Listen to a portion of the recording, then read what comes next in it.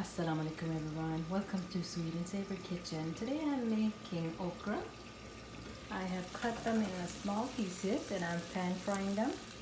And I also have onions that I just need to pan fry until they are slightly golden brown.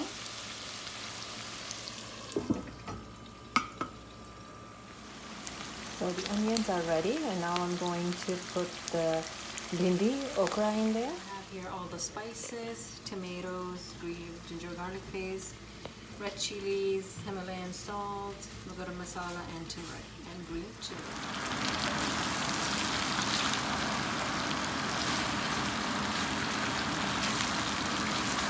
Gently toss them together. Bhindi salan is done, and I have just garnished with cilantro.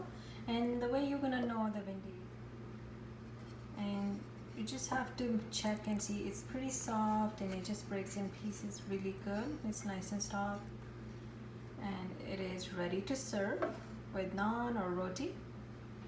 Enjoy.